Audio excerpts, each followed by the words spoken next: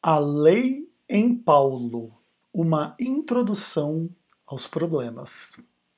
Eu sou Ezequiel Gomes, você está no canal Vem Senhor Jesus e hoje nós damos continuidade à nossa série sobre a Carta aos Gálatas. Mas no vídeo passado, que se eu não me engano foi o vídeo de número 27 dessa série, a gente falou que hoje a gente ia começar a falar sobre a questão das obras da lei, tá bom? Mas na verdade não. Antes das obras da lei, eu vou fazer uma introdução à problemática, né, da relação entre Paulo e a lei, a partir do livro Paulo, Vida e Pensamento, do teólogo luterano alemão Udo Schnelli, tá bom? Então o que acontece? O próximo capítulo, aliás, a próxima subseção de capítulo que a gente vai estudar é essa aqui, uma expressão-chave que fala das obras da lei. Entretanto, antes de estudar essa subseção, eu quero estudar essa nota de rodapé aqui na página 349, tá bom? Por isso a gente ainda não vai entrar na discussão sobre as obras da lei que fica para o próximo vídeo, daí sim, tá bom? Beleza, então agora a gente vai começar a conversar um pouco sobre a problemática, né, de como que Paulo usa o termo lei e como que isso cria algumas discussões bem intensas e bem interessantes na teologia paulina, na teologia cristã de forma mais ampla também, tá bom? Então o Udo Schnelli, ele cita lá Gálatas 2,16, que a gente não é justificado pelas obras da lei, pelas obras da lei ninguém será justificado diante de Deus, e aí ele abre uma nota de rodapé dizendo o seguinte: a compreensão paulina da lei nos coloca não só diante de problemas de conteúdo, mas também de linguagem. Em Paulo ocorre um uso linguístico oscilante. Ele jamais define o conteúdo, o alcance e o significado exato da expressão nomos, né, ou a lei. Então, o que o Udo Schnelli está dizendo?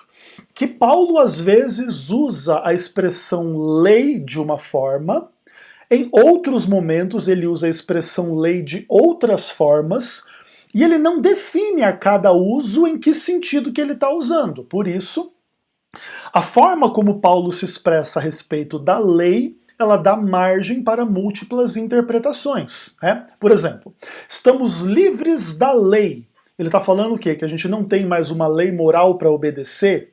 Que a gente já não tem mais uma lei cerimonial para obedecer? Que a gente não tem mais uma lei que nos condene diante da graça de Cristo? E isso em sentido geral ou em sentido estrito?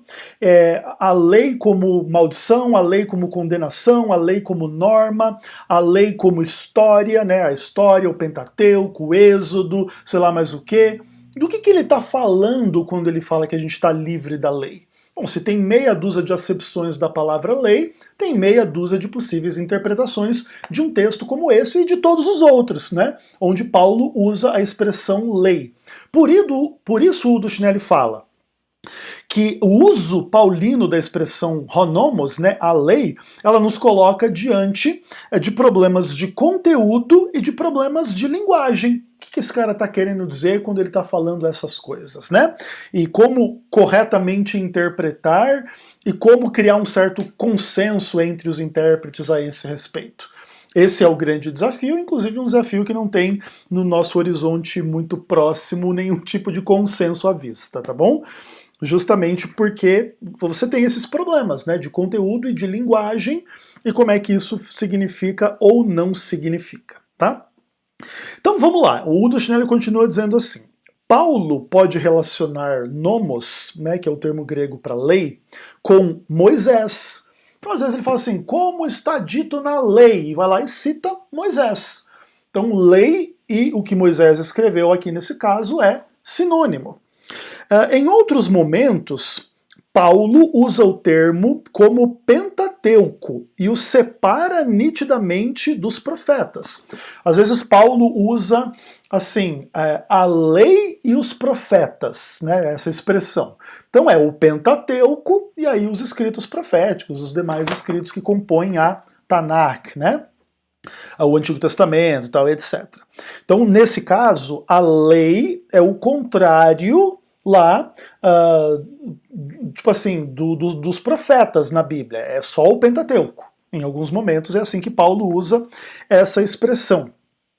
Entretanto, em outros textos, Paulo usa o termo para designar os profetas, quando ele fala, às vezes assim, tipo, como está escrito na lei, ao invés de escrever sobre Moisés, escreve lá, sabe, Isaías. Aí tá lá, é algo que não está no Pentateuco, mas também é chamado de lei, tá bom? Muito interessante. Por exemplo, os Salmos, né, quando Paulo fala lá em Romanos 3, não há um justo sequer, todos pecaram, e a sua língua é um sepulcro aberto, e os seus pés são velozes para o mal, como está escrito na lei, sei lá, alguma coisa do tipo assim. E lá está em Salmos, está em Eclesiastes, não está no Pentateuco, tá? E ainda assim, está escrito na lei, né, vamos dizer assim. Então ele fala assim, né, isso a lei fala para que se cale toda a boca, mas as citações não são do Pentateuco, e são sim do livro dos Salmos e do Eclesiastes e Provérbios e etc, tá bom? Legal. Em outros momentos, Paulo usa a expressão para se tratar a respeito das tradições do livro de Gênesis. Aí ele continua. Não há como negar que Paulo se situa na tradição da Septuaginta, que verte o termo hebraico Torá aproximadamente 200 vezes por nomos, né, por lei. Então, ele está na tradição da Septuaginta, que também lá traduzia o termo Torá, né, lei, ensino, etc., instrução, como nomos em grego, tá? E Paulo faz a mesma coisa. Então, em cerca de 200 ocorrências, Paulo traduz Torá por nomos na sua obra. Aí ele continua dizendo assim: as distintas ocorrências podem ser comparadas a círculos concêntricos. Os raios podem ser diferentes, mas o centro sinaítico permanece o mesmo. É como se você criasse assim, tipo uma imagem, tá? O Pentateuco no centro e alguns raios cada vez mais amplos. Está tudo dentro dessa tradição sinaítica, mas algumas coisas específicas sobre a Torá, algumas coisas um pouco mais amplas, né? Quando Paulo usa o termo lei, né? Mas via de regra ele tem que ver com a Torá, com a tradição do Sinai, o Pentateuco, a Palavra de Deus, o Antigo Testamento e etc. Tá bom? Ok, legal. Aí ele continua dizendo assim: de modo que nomos também deve ser traduzido, por via de regra, como lei, mas refere-se também à tradição do Sinai, tá bom? Veja, por exemplo, muitas coisas que os profetas escreveram, que os salmistas escreveram e etc., é a tradição do Sinai, não está escrito no Pentateuco, mas faz parte dessa tradição. Por exemplo, você pega um salmo que fala assim como Deus tirou o povo do Egito, assim Deus vai nos livrar da Babilônia, e nós vamos louvar o Senhor e etc. Isso não está escrito no Pentateuco, mas é lei, está dentro desse círculo concêntrico dessa história do Êxodo, por exemplo. Tá? E aí está se fazendo uma aplicação posterior dessa tradição e dessa história, que está incluída no cânon, então no final acaba sendo tudo lei, ainda que não está tudo escrito no Pentateuco, né? Que é uma questão também que gera algumas questões interessantes a respeito da relação entre a lei e os profetas, e os escritos, né, os escritos sapienciais, tudo aquilo que não está escrito no Pentateuco em si, que também mais cedo ou mais tarde vai trazer a discussão sobre o Novo Testamento. O Novo Testamento está dentro desse círculo da Torá ou não? O Novo Testamento rompe com a Torá ou não? E aí é uma discussão bem interessante, né? Veja, por exemplo, você tem um livro como a Bíblia, composta de Antigo e Novo Testamento. Quem compõe a Bíblia dessa forma deveria entender que o Novo Testamento está dentro do círculo da Torá. De outra forma, você teria dois livros separados, não um livro só, um livro junto. Tanto que, se você não entende a Torá, você não entende o Novo Testamento. João Batista fala: eis o Cordeiro de Deus que tira o pecado do mundo. Você não sabe que na Torá Israel matou cordeiro e para lá derramar sangue para perdão de pecados, você não entende essa referência. Quando Jesus fala que ele é o Senhor do sábado, você nunca leu a Torá, você não faz a menor ideia do que significa. Mas se você lê a Torá, você entende. Então, nesse ponto, a Bíblia inteira precisa ser harmônica, dessa forma o Antigo Testamento está em harmonia com o Novo e vice-versa. Quem cria uma separação radical como se Antigo e Novo Testamento fossem coisas radicalmente diferentes, quebra a harmonia da própria lei, né? Porque o Novo Testamento faz parte da lei, né? E tudo mais, né? Nem tem como ser diferente, né? Isso é bastante importante. Então, toda a retórica cristã antinomista é uma retórica diabólica e naturalmente equivocada, né, que cria contradição na própria palavra de Deus. Então, Deus falou lá na lei que é assim, agora é diferente. Então, agora Deus mudou de ideia, e agora temos livros totalmente diferentes. Se você lê a lei da parte lá do Antigo Testamento e você quiser seguir, você é um herege. Tipo, o cara tá seguindo a palavra de Deus, é um herege, entendeu? Que quem não é herege é quem tá negando a palavra de Deus em nome do Novo Testamento, né? Faz-me rir, né, pessoal? Mas enfim, as discussões são um pouco essas para vocês entenderem, tá? Beleza. Aí o Dushnelli continua dizendo assim.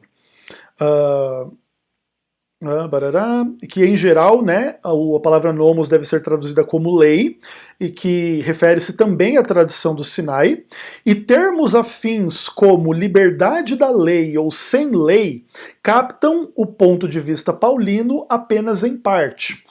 Então ele está dizendo o seguinte, que honomos quer dizer lei, mas quando você tem essas expressões compostas, livre da lei, libertos da lei, coisas desse tipo, você precisa entender que essas expressões elas captam a compreensão paulina apenas em parte. Por quê? Aí ele explica. Porque nenhuma pessoa da antiguidade era capaz de pensar a ordem do mundo sem a lei ou sem as leis. Também Paulo não estava de modo algum sem lei ou livre da lei, pois ele sabia estar comprometido com a lei de Cristo, Gálatas 6, verso 2, com a lei da fé, Romanos 3, verso 27, com a lei do Espírito, Romanos 8, verso 2. Ao contrário, o que Paulo critica de várias maneiras, a Torá e seu uso por outros ministérios exclusivamente a partir de sua hermenêutica de Cristo. Essa espécie de crítica não é idêntica à crítica da lei no sentido geral. Então, por exemplo, quando o judaizante usa a lei para tentar inferir que ele não precisa crer em Cristo porque ele tem a lei, essa lei Paulo combate. Esse uso da lei Paulo combate, mas isso não quer dizer que Paulo combata a lei em sentido geral, até porque daí nesse caso você estaria sem lei, e aí, por exemplo, roubar, matar, estuprar, mentir, idolatrar, transgredir o sábado e cobiçar e desonrar o pai e a mãe e fazer tudo errado, já não seria errado, porque não tem lei, né? E Paulo não concebe as coisas dessa forma, né? Muito pelo contrário, você vê Paulo consistentemente nas suas cartas apontando para esses princípios da lei como demandando obediência. Você tem que honrar seu pai e sua mãe, você não pode ser um adúltero, um assassino, um bêbado, um ladrão, um sei lá o que, etc. Porque tem lei, né, pessoal? Porque se não tivesse, né, não seria dessa forma. Então, isso é uma coisa muito importante vocês entenderem. Toda a crítica de Paulo à lei, nesse ponto, é uma crítica ao mau uso da lei, ao uso legalista, judaizante, que nega Cristo. Então, o judeu que acha que pode rejeitar a Cristo e vai ser salvo porque tem a lei, está equivocado. Nesse ponto, a lei engana ele, a lei cega ele, a lei é uma pedra de tropeço para ele. Mas isso não é bem um defeito da lei, é um defeito do pecador que mal usa a lei, né? E pela lei faz ele morrer, né? E etc. Tem um monte de coisas interessantes na retórica de Paulo a esse respeito, né? É muito legal mesmo. E aí o Dushnelli termina dizendo o seguinte: para levar em conta esta situação, refiro-me à Torá quando honomos significa reconhecidamente a revelação do Sinai e os complexos traditivos a ele vinculados. A ela vinculadas, né, a revelação. Então, ele está dizendo aqui como que ele vai traduzir essas coisas em Paulo daqui para frente no livro dele, tá? Então, quando for algo especificamente Torá ou bem parecido com a Torá, ele vai traduzir honomos como Torá, tá bom?